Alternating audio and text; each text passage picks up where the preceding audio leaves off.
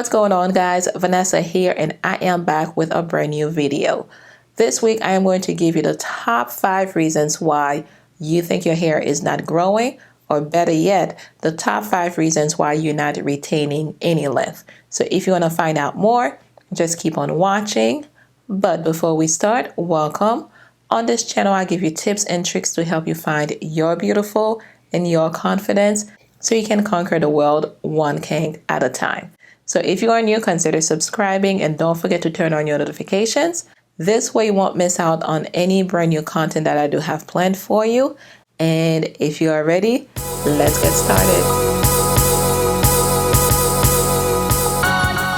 So according to the US Center for Disease Control, everyone's hair grows about 0.5 inch per month, which is an average of 6 inches per year.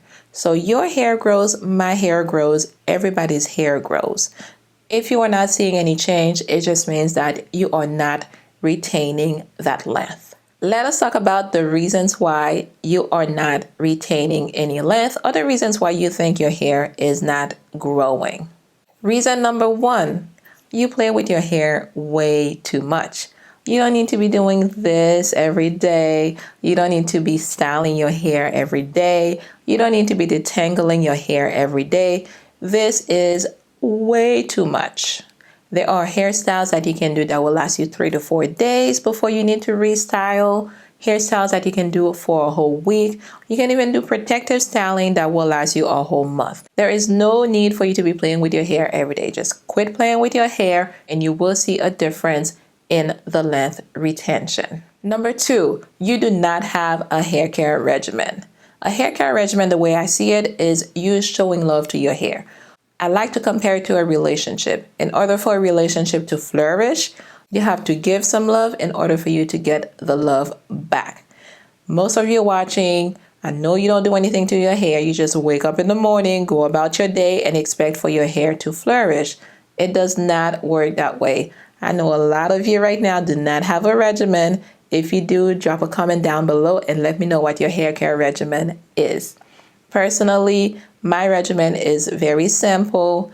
I wash my hair every week, dip condition every week. I also make sure that I style my hair on that week, and just make sure that whatever style that I'm doing on that day, it will last me at least 3 to 4 days or even 5 days so that I don't have to keep playing in my hair.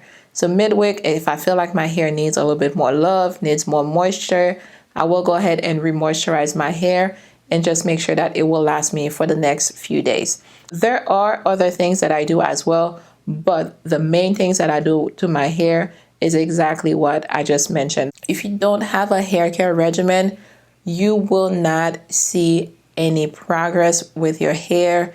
It's just always going to be stuck in the same place. You will even lose hair. So make sure you have a hair care regimen. It does not have to be the same thing as what I told you just now. You have to listen to your hair and see what your hair likes. Everybody's hair is different, and this is where learning your hair comes into play. So just listen to your hair. Your hair always talks to you. See what your hair needs and make sure you do these things on a regular basis. And this in the future will help you out, and you will see growth, and you will see yourself retaining the length that you think that you're not gaining at all. Give your hair some love and it will give you that love back.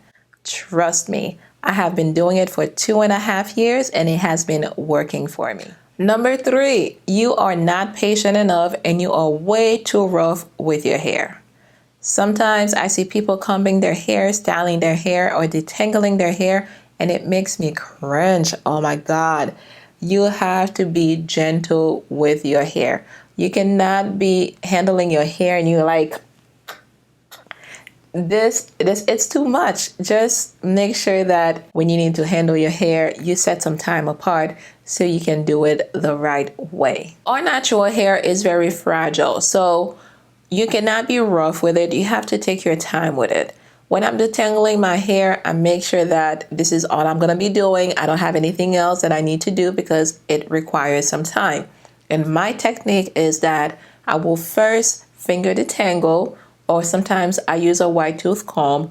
So I make sure I detangle, and once I can easily run my fingers through or the comb through my hair, there are no kinks, then I will then use either a Denman brush, or my favorite lately has been the brush with the best, the Felicia Leatherwood brush with the best. I think it has a different name now, easy brush or whatever. Anyway, so I use one of those brushes because the teeth are so small, and with kinky hair, you cannot just use fingers to detangle your hair. You're not going to get all the kinks out. So after I use the fingers or the wide tooth comb, then I go in with a brush and make sure that the brush can run through very smoothly. Then I would put it in huge twists, then do whatever else that I need to do with my hair. The bottom line is, when you are handling your hair, you need to be patient and do not be rough, because if you are not patient, you are going to be losing more hair than you will be gaining. And again, you will never see the difference, and you will always think that your hair is not growing. Number 4, you do not trim your ends. Don't hold on to bad ends. Do not hold on to split ends. You are not doing yourself any good. You are actually doing yourself a disfavor. Now, your trimming schedule doesn't necessarily have to be the same as somebody else, doesn't have to be the same as myself, your favorite YouTuber, whatever. You just have to listen to what your hair is telling you. And this goes back to having a hair care regimen. If you have a regimen, you'll know that either every 3 to 4 months or every 6 months, it's time for you to trim your ends. I know that every 6 months, my ends need to be trimmed because it speaks to me. I usually can tell because my ends, and this is the case for me right now actually, my ends get very tangled, and everything that I try to do with my hair is 10 times harder. It is harder for me to detangle my hair, especially on wash days.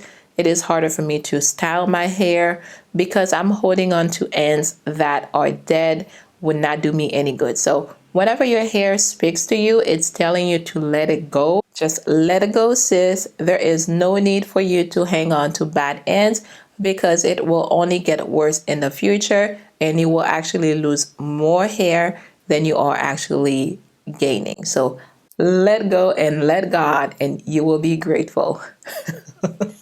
Number 5, your hairstyles are way too tight. I am not judging you because I have been there myself. Those very high and tight high puffs that we love so much, or the sleek low buns, or even protective styles like we're doing box braids, and your edges, your roots are braided so tight. They're so tight that you can see them screaming for help. This is not good. Just don't do it. Those are just some examples that I'm throwing out there, but there are other styles that you guys do or that we do that are so tight and you can see your hair screaming for help. There are hairstyles that you can do without having to damage your hair. And if you guys follow the advice that I just gave you right here in this video, you will see a difference in the growth of your hair. You will see that you retain a lot more hair that you were doing before, and you will thank me later. So if you want some good hairstyles that you can do without damaging your hair and still look beautiful in the process, check out this playlist that I created for you right up here. Don't forget to hit the subscribe button below and turn on your notifications, and I will catch you guys in the next one.